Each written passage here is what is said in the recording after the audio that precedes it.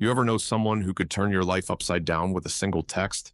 Like they've got a key to every locked door you've tried to bolt shut? For Emily Harper, that someone was Nick Dalton, her ex-husband, now a tech millionaire plastered across business magazines, living a life so far removed from hers, it might as well be on another planet. Emily's world, on the other hand, was a cramped two-bedroom apartment in a faded corner of Portland, Oregon, where the hum of a dying refrigerator was her daily soundtrack and the weight of raising her 3-year-old daughter, Lily, alone, pressed down like a storm that never broke. It was a chilly November evening, the kind where the damp air sneaks through the cracks in the walls. Emily sat on the edge of her threadbare sofa, staring at an empty can of baby formula on the coffee table. Its dented aluminum glinted under the dim glow of a single lamp, mocking her empty wallet. Lily was asleep in the next room, her tiny chest rising and falling, oblivious to the fact that her mother was rationing every penny until payday. Emily's fingers trembled as she picked up her phone, her pride warring with desperation. She typed out a message to Clara, her best friend since high school, the one person she could lean on without feeling like she was drowning in shame. "Hey, can you spot me $30 for formula just till Friday? I hate asking again." Her thumb hovered over the send button, heart heavy with the familiar sting of needing help. She pressed send, then set the phone down, exhaling a shaky breath. But then her stomach lurched. The screen lit up, and her eyes widened in horror. The message hadn't gone to Clara. It had gone to Nick. Nick Dalton, the man who'd walked out on their marriage 4 years ago, leaving behind a trail of broken promises and a dream of a family that Emily had clung to until it shattered. Now, he was a Portland tech darling, his name tied to a software empire worth millions, while she scraped by on a receptionist's salary, dodging late rent notices. She scrambled to unsend the message, her pulse hammering, but it was too late. The app showed delivered, then read. Before she could type a frantic follow-up, her phone buzzed with a reply. "I'm coming over." Emily's heart stopped. Coming over? To her rundown apartment with its peeling paint and secondhand furniture? She typed back, fingers fumbling. "Wrong person, Nick. Ignore it, please." But the words felt hollow, like shouting into a void. She stared at the screen, willing him to back off, to stay in his glossy world where she didn't exist. Then her phone pinged again, not a text, but a notification from her banking app. With a sinking feeling, she opened it. Her breath caught. A deposit, $1 million, from Nick's corporate account. Her hand flew to her mouth, the room spinning. $1 million for formula? It had to be a mistake. Her mind reeled, picturing some clerical error, some intern hitting the wrong button. But the sender's details were unmistakable. A sharp knock at the door snapped her back to reality. She froze, her heart in her throat. He couldn't be here already. Portland wasn't that small. Another knock, louder, more insistent. Emily stood, legs shaky, and forced herself to the door. She took a deep breath, steeling herself, and opened it. There he was, Nick Dalton, in a tailored navy suit that probably cost more than her yearly rent, his sharp blue eyes locking onto hers with an intensity that made her knees weak. His dark hair was neatly trimmed, but the faintest shadow of stubble hinted at a long day. He looked out of place in her crumbling apartment complex, like a movie star who'd wandered onto the wrong set. "Emily," he said, his voice low, steady, cutting through the chaos in her head. "We need to talk." She opened her mouth, but no words came. All she could do was stare at the man who'd once promised her forever, now standing in her doorway like he still had a right to be there. Anger, panic, and a flicker of something she refused to name churned inside her. "Nick, what are you doing here?" she finally managed, her voice barely above a whisper. "You needed help," he said simply, stepping inside without waiting for an invitation. His eyes swept the apartment, the sagging couch, the stack of unpaid bills on the counter, the faded crayon drawings Lily had taped to the fridge. Emily felt exposed, like he was peeling back every layer she'd built to survive. "It was a mistake," she stammered, crossing her arms. "I didn't mean to send that to you. I don't need—" She gestured vaguely, unable to say $1 million. "I know," he said, his lips twitching into a faint smile. "But I sent it anyway. Why?" Her voice sharpened, her fists clenching. "You don't owe me anything, Nick. You made that clear when you left." His expression flickered, regret, maybe, or guilt, but it vanished as quickly as it came. "Because I can," he said, as if wiring $1 million was as casual as buying coffee. And because Lily's my daughter, too. The words hit like a thunderbolt. Our daughter. Emily's breath caught. He'd barely acknowledged Lily after the divorce, never fought for custody, never sent a birthday card. Now he was claiming her? Lily's my responsibility, she said, her voice trembling with defiance. Not yours. Nick's jaw tightened, his calm facade cracking. She's mine too, Emily, and I'm not walking away this time. This time, she echoed, her voice rising. What does that even mean? Before he could answer, her phone buzzed again, another banking notification. Her hands shook as she opened it, her blood running cold. It wasn't just $1 million. Transfer after transfer, totaling $5 million, all from Nick. She looked up at him, her voice a whisper. What are you doing? I'm fixing things, he said, his tone resolute. Starting now. But Emily wasn't buying it. $5 million wasn't a fix. It was a bomb. One that could blow up the quiet life she'd scraped together for herself and Lily. She wanted to scream, to throw him out, but the weight of his presence, his money, his sudden claim on their daughter pinned her in place. And deep down, a nagging question gnawed at her. Why now? Nick had walked away without a backward glance, built his empire while she rebuilt her life from the ashes. What was driving him to barge back in, throwing millions like confetti? As he stood there, watching her with those unreadable blue eyes, Emily felt the ground shift beneath her. This wasn't just about formula or money. There was something else, something he wasn't telling her. And as the hum of the refrigerator filled the silence, she couldn't shake the feeling that opening her door to Nick Dalton was the first step into a storm she might not survive. Ever feel like the past is a shadow that creeps up just when you think you've outrun it, ready to drag you back to places you swore you'd never go? For Emily Harper, that shadow was Nick Dalton, standing in her Portland apartment like he'd never left, his $5 million bombshell still ringing in her ears. She'd spent 4 years building a life without him, piecing together a fragile routine for herself and Lily in a world that didn't care if they sank or swam. Now, with his money flooding her bank account and his sudden claim on their daughter, Emily felt the ground crumbling beneath her. Worse, she couldn't shake the feeling that Nick's return wasn't just about guilt or generosity. There was something he wasn't saying, and it scared her more than the money ever could. The morning after Nick's uninvited visit, Emily woke to the sound of her phone buzzing like an angry hornet. She groaned, rubbing sleep from her eyes, and reached for it.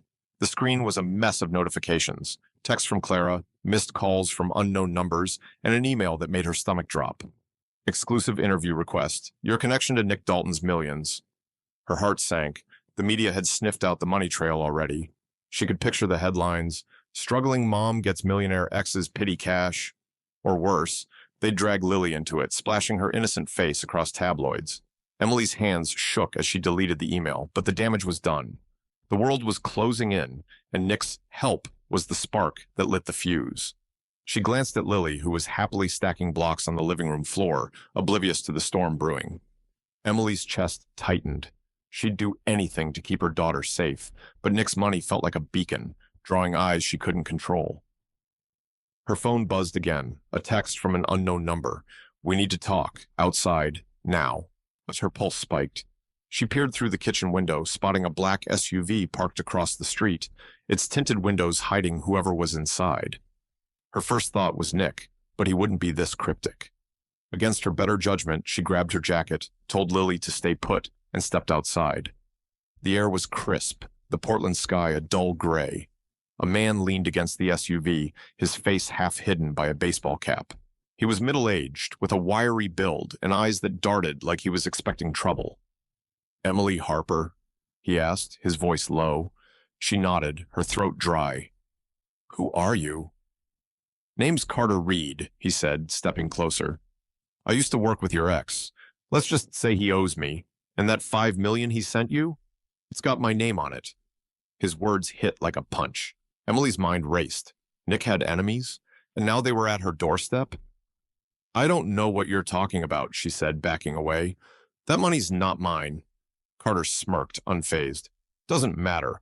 Nick's little stunt put a target on you. Hand over the cash and I disappear. Cross me, and I'll make sure everyone knows about you and that kid of yours. Fear clawed at her chest. This wasn't just about money, it was a threat to Lily. Before she could respond, Carter slid a burner phone across the hood of the SUV. "You've got 48 hours. Call me when you're ready to deal." He climbed into the vehicle and peeled away, leaving Emily frozen on the sidewalk. Back inside, her hands trembled as she locked the door. Lily looked up, her big eyes curious. "Mommy okay?" Emily forced a smile, kneeling to hug her. "Just fine, sweetheart." But she wasn't. Her mind spun with Carter's words, Nick's sudden reappearance, and the media circling like vultures. She needed answers, and there was only one person who could give them.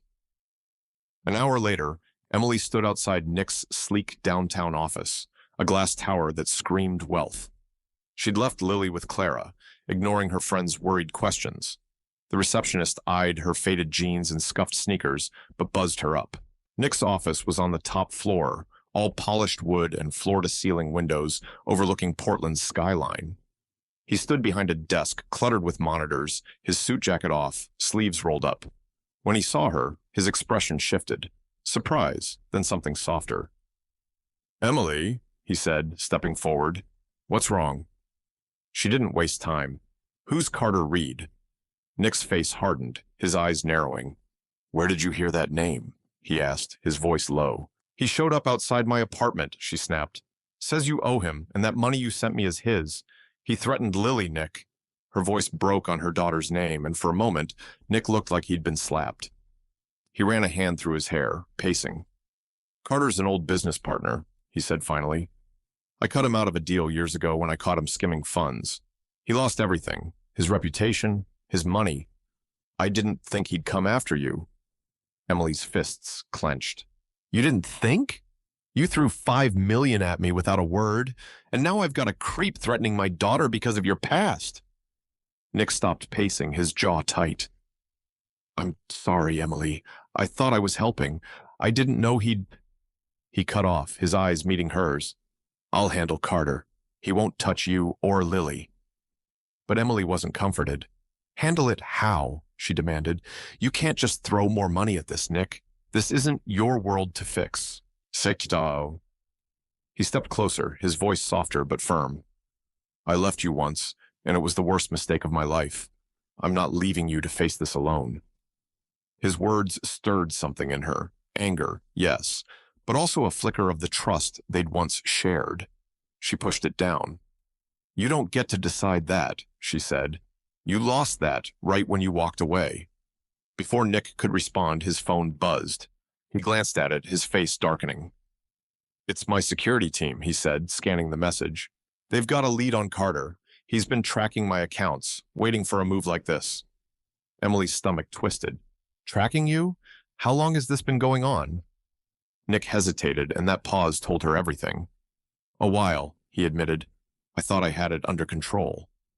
"Under control?" she echoed, her voice rising. "My life's falling apart because of your control."